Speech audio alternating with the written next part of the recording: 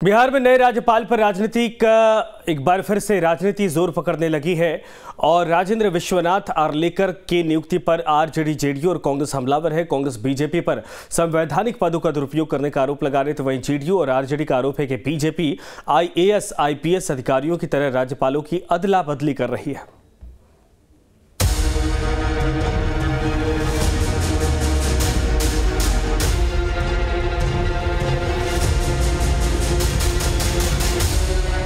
देश भर में 13 राज्यों में राज्यपाल और एलजी को बदला गया है। राष्ट्रपति द्रौपदी मुर्मू ने 13 राज्यों और केंद्र शासित प्रदेशों में इस फेरबदल को मंजूरी दी। रविवार को हुए इस उलटफेर में बिहार और झारखंड के राज्यपाल शामिल हैं। राजेंद्र विश्वनाथ आर्लेकर को बिहार का नया राज्यपाल बनाया गया है, तो वहीं सीपी राधाकृष्णन को झारखंड का नया राज्यपाल बनाया गया है। कौन है राजेंद्र विश्वनाथ आर्लेकर? गोवा के रहने वाले हैं राजेंद्र विश्वनाथ आर्लेकर। बचपन से ही आरएसएस से जुड़े थे राजेंद्र विश्वनाथ आर्लेकर। 1989 में राजेंद्र विश्वनाथ आर्लेकर बीजेपी में शामिल हुए। गोवा सरकार में कैबिनेट मंत्री रह चुके हैं आर्लेकर। गोवा विधानसभा के अध्यक्ष भी रह चुके हैं आर्लेकर। राजेंद्र आर्लेकर ने गोवा विधानसभा को बनाया पेपर मुक्त। हिमाचल प्रदेश के राज्यपाल रह चुके हैं आर्लेकर। राज्यपालों के फेरबदल पर अब राजनीति तेज हो गई है। बीजेपी अब संवैधानिक पदों का भी दुरुपयोग कर रही है और आईएएस, आईपीएस अधिकारियों की तरह राज्यपालों की अदला बदली कर रही है। जब से भाजपा का शासन हुआ है केंद्र में, राज्यपाल एक आईएएस, आईपीएस पदाधिकारियों की तरह उनकी भूमिका हो गई है। सरकार जो निर्देश देती है ठीक उसी तरह का पालन करते हैं जैसे एक कनीय पदाधिकारी पालन करता है, और उनका स्थानांतरण और पोस्टिंग भी उसी तरह होता है जैसे एक आईएएस अधिकारियों का एसपी, डीएम का पदस्थापन होता है। उसी तौर तरीके में राज्यपाल की पद की कोई गरिमा नहीं रह गई है। और यह जो स्थानांतरण है या हटाए गए लोग हैं, जिसे कुशियारी से लोग हटाए गए हैं, वो सारा भाजपा का चुनावी खेल है। वैसे राज्यों में जहाँ पर चुनाव हैं, वैसे राज्यों में जहाँ चुनाव आने वाले हैं, वहाँ मन मुताबिक और भाजपा की भाषा बोलने वाले राज्यपालों को पदस्थापित किया गया है। राज्यपालों को बदले जाने पर आरजेडी का कहना है कि बीजेपी राजभवनों का भगवाकरण चाहती है। राज्यपाल जैसे संवैधानिक पदों का भी दुरुपयोग हो रहा है।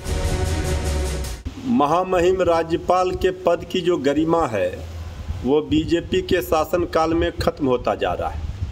अब जो आज 13 राज्यों के महामहिम राज्यपाल की नियुक्ति की गई है, अदला बदली की गई है, ये प्रतीत होता है कि पूरी तरह से इसका भगवाकरण राजभवन का किया जा रहा है।